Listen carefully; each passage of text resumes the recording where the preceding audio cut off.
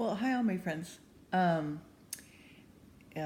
Thomas, thank you for your response about the guitar. If you want to get one from Elliot, see my comment to you about how you can. He'll be happy to give you a quote. Just you can messenger him on Facebook and get a quote from him. So you see my response to you and his name, his full name, and then take it from there. Okay. So you get really, really super good deal on $2,000 guitar for hundreds. Um, Not bad. So anyway, rock on. um, okay, so well, you're not going to believe this. My poor brother John, who had heart attack, stroke, just yesterday got hit by a car. Yeah. He was minding his own business, walking out of a store. He can't see well. He's got Fuchs disease, Fuch disease, stroke. So he's just getting everything together. All his medical, he has no insurance, he has no job, he has no, nothing. And he got everything lined up, and he's coming out of the store, and some lady distracted on a cell phone hits him from behind. He's now got 2 broken bones in his right leg. So now, and his knee was swollen up, and they didn't treat him at the hospital. They gave him, x-ray and medicine and crutches and said, it's our policy, we can't put a cast on you. Really? Oh my gosh, it just fries me. I just really was so livid. But, John's only one of millions who have to go through this, because of the insurance fiasco with Obamacare and what have you. Just fries my butt. So anyway, his friend Tom is taking him to get treated, and so that's all I know right now at this time. But yeah, so it's always something, always. Nothing, the only thing constant is change. I had a friend of mine just went to Europe. Is there now in Paris, and she took a picture of the Eiffel Tower, and in the sky there's all these chemtrails. Right? Just lined the sky, and I'm just like, it made me sick. The picture is great, of the Eiffel Tower, but what? Ugh.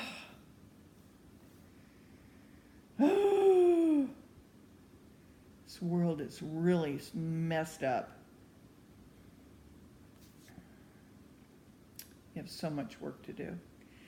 Okay, well, we were in Swedenborg. Forgive me for not reading for 2 days, but just going through a lot lately. So we left off at 187, and we're talking about sense-oriented people and how they're kind of the lowest, level. Our brain being where heaven is in correspondence to heaven, and the feet being more of the hells and the sensatory.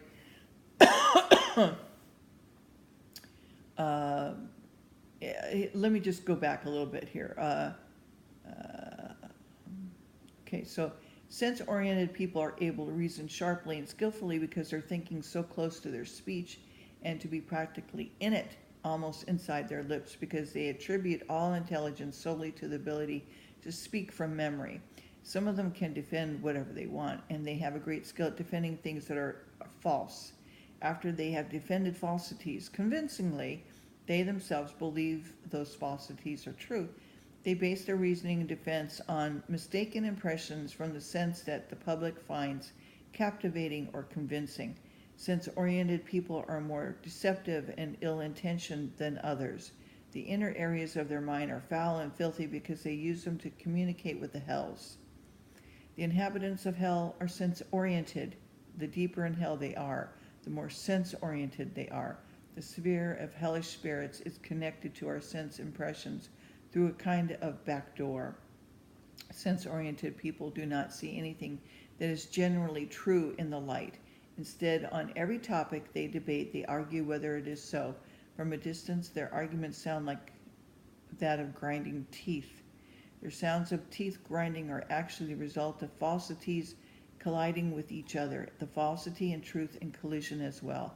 This makes it clear that the grinding or gnashing of teeth, which we find in the Bible, that's what it means in the word. Teeth corresponding to reasoning based on mistaken impressions from our senses. The educated and scholarly who are deeply convinced of falsities, especially people who oppose the truths in the word, are more sense-oriented than others, although that's not how they seem to the world. People who are sense-oriented are the foremost developers of heresies. For the most part, hypocrites, deceitful people, hedonistic adulterers, miser are sense-oriented. The ancients had a term for people who debated on the basis of sense impressions alone and speak against genuine truths in the word and the church. They call them serpents of the tree of knowledge of good and evil. Some impressions mean things that impinge on our physical senses and are experienced by those senses. This points and leads to the number of others. We are in touch in the world by means of sense impressions, with heaven by means of impressions on our rationality, which transcends sense impressions. Sense impressions supply things from the physical world that serve the inner realms of the mind in the spiritual world. They are sense impressions that feed the intellect. They are various earthly objects that label material. They are sense impressions that feed the will. They are called the pleasures of the senses in the body. Unless our thought is lifted above the level of the sense impressions, we have very little wisdom. Wise people think above the level of sense impressions. When our thinking rises above sense impression, it enters a clearer light and eventually comes into the light of heaven. From this light, we get the awareness of truth that constitutes real intelligence. The ancients knew how to lift their minds above sense impressions and take their minds away from them. If sense impressions have the lowest priority, they help open a pathway for the intellect. We then extrapolate truths by method of extraction. On the other hand, if sense impressions have the highest priority, that pathway is closed and truths are not visible to us as if they were in a fog or the dark of night. For wise people, sense impressions have the lowest priority and are subservient to things that are deep inside. For unwise people, sense impressions have the highest priority and are in control. This type of person can truly be called sense-oriented. There are sense impressions that we have in common with animals and sense impressions that we do not have in common with animals. The more we lift our thinking above sense impressions, the more human we are. Without not acknowledging God and living by His commandments, however, none of us can lift our thinking above the sense impressions and see truths that relate to the church. It is God who lifts and enlightens us. When there are three universal categories of love are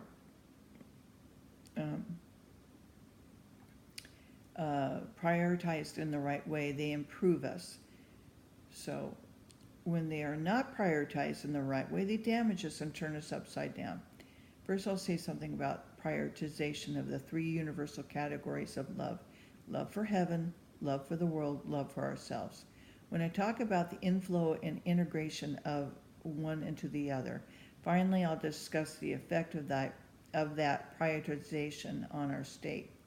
These three loves relate to each other, as do the three areas of the body. The highest is the head, the middle the chest and abdomen, and our thighs. Lower legs and feet make up the third. When our love for heaven constitutes the head, our love for the world constitutes the chest and abdomen. Our love for ourselves constitutes the lower legs and feet. When we are in the perfect state we are created to be in. In the state, the two lower categories of love serve the higher category, the way the body and everything in it serves the head. Therefore, when a love for heaven constitutes the head, this flow love flows into our love for the world, which is chiefly a love for wealth, and takes advantage of that wealth to do useful things, our love for heaven also flows through our love for the world into our love for ourselves, which is chiefly a love of having a high position, and takes advantage of that high position to do useful things. Therefore, an inflow from one love into the next allows the three categories of love to join forces in order to do useful things. Surely everyone realizes that when people intend to do useful things because they are moved by spiritual love coming from the Lord, which is what love for heaven means, their earthly use uses its wealth and other goods to achieve those useful things. Their sense-oriented self carries them out as part of its position and derives honor from doing so. Surely everyone who realizes that all things we do with our body, we do from the state of mind in our head. It is if our mind has a love for acts of service, our body uses its limbs to perform acts of service. Our body will do this because our will and intellect have their primary structures in our head, and the derivations from those primary structures in our body, so that our will is present in what we do, and our thinking is present in what we say. Likewise, the reproductive impetus in a seed affects each and every part of a tree and uses those parts to produce pieces of fruit as its act of service. Or, for another example, fire and light inside a clear container make the container hot and bright. In the people whose three categories of love have been prioritized in the right and proper way, their mind's spiritual sight and their body's physical sight are translucent to the light that flows in through heaven from our Lord. Just as a pomegranate is translucent all the way through the center where the seeds are stored, something comparable is meant by the following words of the Lord: your eye is the lamp of your body. If your eye is whole, that is, good, your entire body is full of light. Matthew 6:22 and Luke 11:34. So, no one whose reason is sound could condemn wealth. Wealth in the general body politic is like blood in us. No one whose reason is sound could condemn the levels of status that go with different jobs. They are the monarch's hands and the pillars of society, provided a spiritual love for status takes priority over an earthly and sense-oriented love for it. In fact, there are government positions in heaven, and there is a status that goes with them. But because the people who fill these positions are spiritual, the thing they love the most is to be useful. We take on completely different condition if love for the world or for wealth constitutes the head, meaning that this is our dominant love. When love for heaven leaves the head and goes into exile into the body, people who are in this state prefer the world to heaven. They do indeed worship God, but they do so from a love that's merely earthly, a love that leads them to take credit for the acts of worship. They also do good things for their neighbor, but they do them to get something back in return. In case of people like this, heavenly things are like the clothes in which they strut about, garments that we see as shining, but angels see as drab. When love for the world inhabits our inner self, and love for heaven inhabits our outer self, then love for the world dims all things related to the church and hides them as if they were behind a piece of cloth.